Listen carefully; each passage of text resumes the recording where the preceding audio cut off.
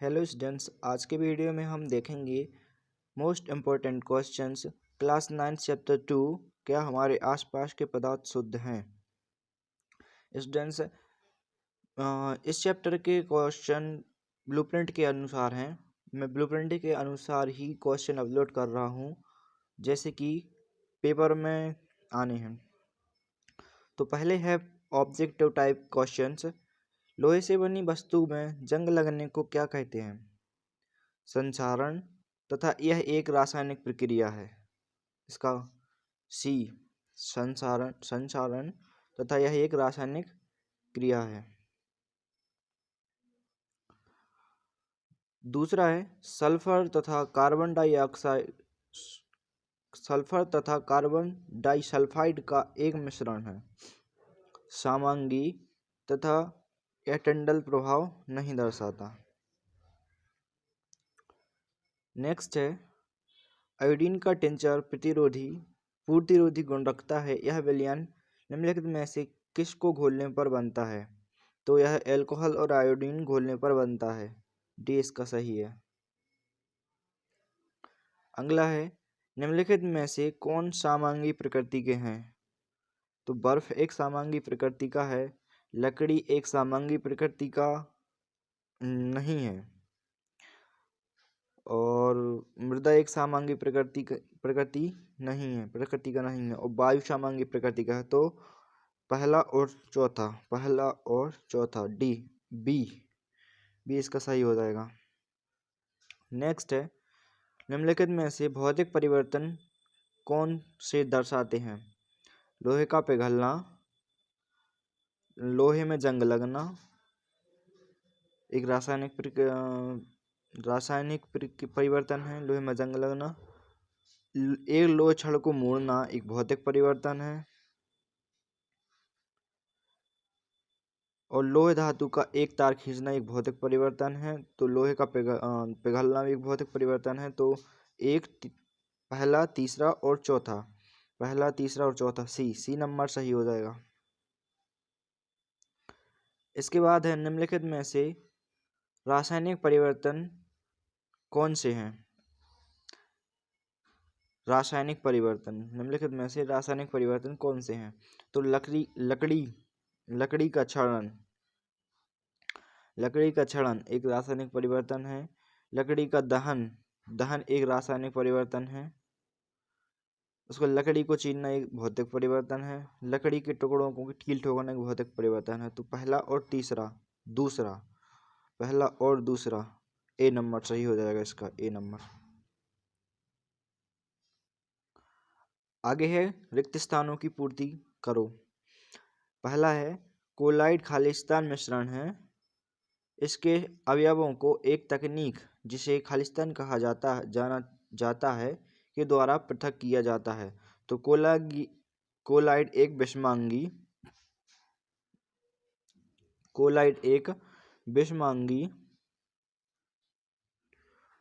परिवर्तन है, और इसे अपकेंद्रण द्वारा पृथक किया जाता है। अपकेंद्रण। दूसरा है बर्फ, जल तथा जल वाष्प भिन्न दिखते हैं तथा भिन्न खालिस्तान गुण प्रदर्शित करते हैं। भिन्न भौतिक गुण प्रदर्शित करते हैं, परंतु वे रासायनिक दृष्टि से समान होते हैं। यहाँ हो जाएगा रासायनिक, यहाँ हो जाएगा भौतिक। तीसरा है एक पृथककारी कीप में जल तथा क्लोरोफॉर्म का मिश्रण लेकर मिश्रित किया गया तथा कुछ समय के लिए अभिक्षुब्ध अवस्था में छोड़ दिया। पृथककारी कीप में दूसरी सतह खालिस्तान की है और निचली सतह खालिस्तान की। तो दूसरी सतह है जो जल की रहेगी और निचली सतह रहेगी क्लोरोफॉर्म। चौथा है दो या दो अधिक मिश्रणीय द्रवों जिनके क्वथनांकों में 25 के से कम अंतर है कि मिश्रण को खालिस्तान विधि द्वारा पृथक किया जाता है। तो इसका हो जाएगा प्रभाजी आसवन विधि द्वारा पृथक किया जाता है। आसवन।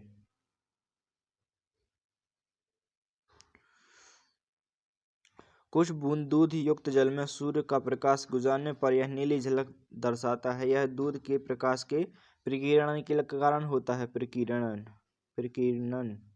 के कारण होता है। इस घटना को खालिस्तान कहते हैं। प्रकीर्णन इस घटना को खालिस्तान कहते हैं। इस घटना को टिंडल प्रभाव इस घटना को टिंडल प्रभाव कहा जाता है। टिंडल प्रभाव कहा जाता है। यह प्रदर्शित करता है कि दूध एक खालिस्तान विलयन है। दूध एक समांगी कोलाइडी विलयन है।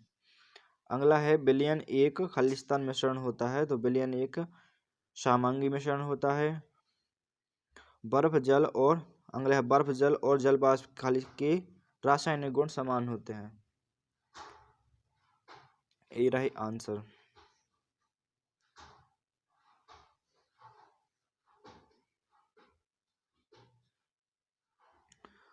आगे है सही जोड़ी बनाओ। स्तंभ ए और स्तंभ बी। आघूलनशील द्रवों का पृथक्कारी कीप द्वारा। इसका हो जाएगा पहला। डाई में रंगों की पृथक करने में क्रोमेटोग्राफी। दूसरा हो जाएगा। मोमबत्ती का जलना एक रासायनिक परिवर्तन है। तो ये हो जाएगा तीसरा। विद्युत बल्ब का जलना एक भौतिक परिवर्तन है। तो ये हो जाएगा चौथा। और अशुद्ध नमूने से फिटकरी को शुद्ध करना हो जाएगा क्रिस्टलीकरण पांचवा। ये उत्तर है पांचवे का दूसरा, क्रिस्टलीकरण। आगे है सत्य। सत्य जल में नमक का घोल निलंबन होता है। असत्य जल में नमक का घोल निलंबन नहीं होता। दूसरा एरोसोल का एक कोलाइडी विलयन का प्रकार है। सत्य एरोसोल एक कोलाइड विलयन का प्रकार होता है। नमक एवं गंधक के मिश्रण को ऊर्ध्वपातन विधि से पृथक करते हैं। असत्य है ए। विलयन एक समांगी मिश्रण होता है। सत्य है। कांच की बोतल का टूटना एक रासायनिक परिवर्तन होता है। असत्य है। इसके बाद है एक शब्द या एक वाक्य में उत्तर दीजिए। एक ही प्रकार के कणों से बनने वाले पदार्थों को क्या कहते हैं? शुद्ध पदार्थ। एक ही प्रकार के कणों से मिलकर बनते हैं उन्हें शुद्ध पदार्थ कहा जाता है।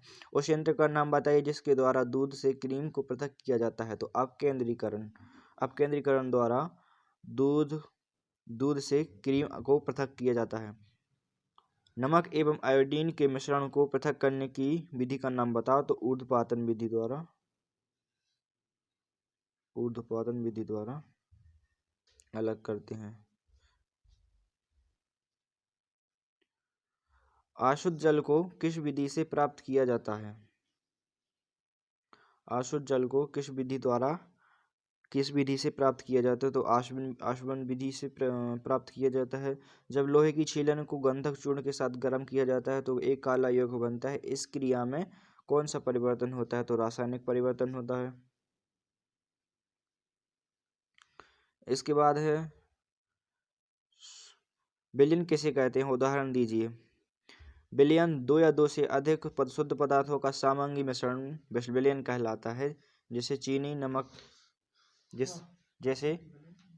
नमक का जल में घोल और हवा एक विलयन है और मिश्र धातु है।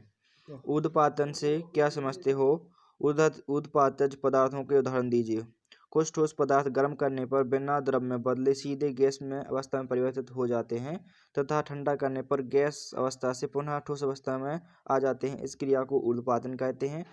जैसे आयोडीन और कपूर। तीसरा है क्रोमेटोग्राफी से आप क्या समझते हैं? इंपॉर्टेंट क्वेश्चन है और ये दूसरा भी इम्पोर्टेंट है, मोस्ट इम्पोर्टेंट क्वेश्चन है। क्रोमेटोग्राफी से आप क्या समझते हो? तो क्रोमेटोग्राफी एक ऐसी विधि जिसका प्रयोग उन पदार्थों को पृथक करने में होता है जो एक ही प्रकार के विलायक में घुले होते हैं, क्रोमेटोग्राफी कहलाते हैं। अगला है भौतिक परिवर्तन से आप क्या समझते हो?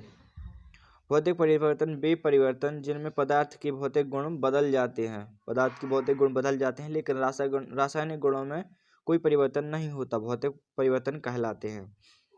अगला है रासायनिक परिवर्तन कैसे कहते हैं? रासायनिक परिवर्तन वे परिवर्तन जिसमें पदार्थ की रासायनिक गुण अमूल चूल परिवर्तन हो जाता है, मतलब छोटा मोटा परिवर्तन हो जाता है तथा नया पदार्थ बनता है, रासायनिक परिवर्तन कहलाते हैं। मिश्रण से आप क्या समझते हो? मिश्रण दो या दो से अधिक शुद्ध पदार्थों के अनिश्चित अनुपात में, इधर निश्चित अनुपात में मिलाने से बने पदार्थ उनके अवयव गुण विद्यमान रहते हैं, मिश्रण कहलाते हैं। इसके बाद है योग किसे कहते हैं? योग दो या दो से अधिक तत्वों के निश्चित अनुपात में मिलाने से बने पदार्थ के गुण अवयवी तत्वों के गुणों से सर्वथा भिन्न होते हैं, योग कहलाते हैं। तत्व किसे कहते हैं? तो एक ही प्रकार के परमाणु से बने पदार्थ तत्व कहलाते हैं। तत्व को कितने भागों में वर्गीकृत किया जा सकता है? इसको मिलाकर एक क्वेश्चन आ सकता है। तत्वों को 3 प्रकार से विभाजित किया जाता है: धातु, उपधातु और अधातु। अगला है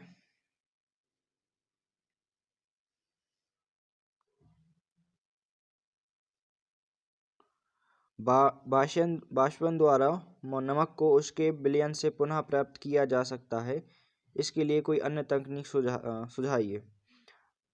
तो नमक को उसके विलयन से पुनः प्राप्त करने के लिए दूसरी तकनीक वाष्पन विधि है।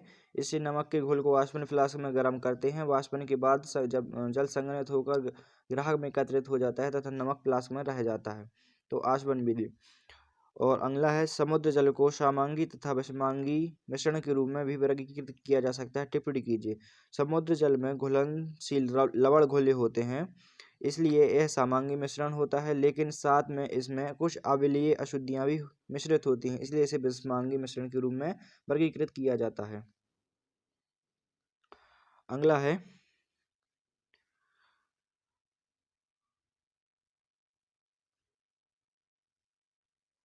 धुआं तथा कोहरा दोनों एरोसोल हैं, किस प्रकार भिन्न है? धुएं में ठोस कण वायु में प्रक्षिप्त होते हैं, जबकि एरोसोल में द्रव के कण वायु में प्रक्षिप्त होते हैं। अर्थात धुआं ठोस का गैस में कोलाइड तथा कोहरा द्रव का गैस में कोलाइड है। अगला है एक तत्व अत्यधिक ध्वनिक तथा अत्यधिक तन्य है। आप इस तत्व को किस श्रेणी में वर्गीकृत करेंगे? इस तत्व में आप अन्य किन अभिलक्षणों के पाए जाने की आशा करते हैं? तो सीधा धातु तत्वों को गुणों को बताना है। तो धातु तत्व ध्वनिक भी होते हैं और तन्य भी होते हैं। इसके अन्य अभिलक्षण, यह आघातवादी नेता होते हैं तथा इनको पीटकर महीन चादरों में डाला जाता है। यह ऊष्मा तथा विद्युत का चलन करते हैं। तो तत्व ऊष्मा और विद्युत का चलन करते हैं और यह चमकीले होते हैं। यह ध्वनिक होते हैं और यह तन्य भी होते हैं। इसके बाद है आपके परिवेश में प्रक्षिप्त टिंडल प्रभाव के उदाहरण दीजिए। तो टिंडल प्रभाव के उदाहरण किसी छेद या रोशनदान से जब सूर्य की किरणें कमरे में प्रवेशित करती हैं तो एक प्रकाश पुंज दिखाई देता है, यह टिंडल प्रभाव का उदाहरण है। अंधेरे में जब टार्च की रोशनी वायु में डाली जाती है तो वायु में टार्च की रोशनी का पथ चमकता दिखाई देता है, यह एक टिंडल प्रभाव का उदाहरण है। रात्रि को वाहन की हेडलाइट की रोशनी से टिंडल प्रभाव दिखाई देता है। इसके बाद है मिश्रण तथा यौगिक में अंतर लिखो। इंपॉर्टेंट क्वेश्चन है, मोस्ट इंपॉर्टेंट क्वेश्चन। मिश्रण दो या दो से अधिक शुद्ध पदार्थों द्वारा बना रासायनिक क्रिया के निर्मित पदार्थ मिश्रण कहलाता है। यौगिक दो या से अधिक रासायनिक क्रिया के फलस्वरूप बने पदार्थ को यौगिक कहते हैं। मिश्रण एक संगठन परिवर्तनीय होता है। यौगिक का संगठन सदैव स्थायी होता है। इसमें घटकों के गुणधर्म विद्यमान रहते हैं। इसमें घटकों के गुणधर्म सदैव भिन्न रहते हैं। इसमें घटकों को भौतिक विधियों द्वारा सुगमता से पृथक किया जा सकता है तथा इसमें घटकों को भौतिक विधियों द्वारा पृथक नहीं किया जा सकता। इसके बाद है सामांगी मिश्रण एवं विषमांगी मिश्रण को उदाहरण सहित समझाइए। मोस्ट इंपोर्टेंट क्वेश्चन है, मोस्ट इंपोर्टेंट क्वेश्चन। तो सामांगी मिश्रण की बनावट प्रत्येक स्थान पर समान होती है, मतलब हर मिश्रण में हर जगह समान होगा उदाहरण नमक, चीनी का जल में विलयन और धातु, मिश्र धातु और हवा। और विषमांगी मिश्रण है, विषमांगी मिश्रण के अंश भौतिक दृष्टि से पृथक होते हैं तथा उदाहरण है नमक, लोहे की छीलन का मिश्रण, जल एवं तेल का मिश्रण, अलग अलग दिखाई देते हैं। इसके बाद है विलयन के गुण। ये विलयन के गुण हैं। तो विलयन के गुण हैं दो या दो से अधिक पदार्थों का समांगी मिश्रण विलयन होता है। इसके कणों में समांगिकता होती है। इसके कण इतने सूक्ष्म होते हैं कि आंखों से दिखाई नहीं देते। विलयन का गुण है। विलयन में प्रकाश का मार्ग दिखाई नहीं देता। छानने की विधि द्वारा विलय के कणों को विलयन से पृथक नहीं किया जा सकता और यह स्थायी होता है। इसके बाद है निलंबन के गुण। यह एक विषमांगी मिश्रण है। इसके कणों में समांगिकता नहीं होती। इसके कण बड़े होते हैं और आंखों से दिखाई देते हैं। इसके निलंबित कण प्रकाश के किरण को फैला देते हैं। ठीक है। इन्हें छानने की विधि से अलग किया जा सकता है। मतलब इनको अलग अलग किया, जब दिखाई देते हैं तो अलग अलग किया जा सकता है। ये अस्थायी होते हैं। इसके बाद है कोलाइड के गुण। यह एक विषमांगी मिश्रण है। इसमें कणों की समांगिकता नहीं होती। इनका आकार छोटा होने के कारण आंखों से देखा नहीं जा सकता। इनको नहीं देखा जा सकता। ये प्रकाश के मार्ग को दृश्य बनाते हैं और टिंडल प्रभाव दिखाते हैं। क्वेश्चन आ सकता है टिंडल प्रभाव किस प्रकार के कणों से मिश्रण से दिखाई देता है। तो कोलाइड मिश्रण से दिखाई देता है।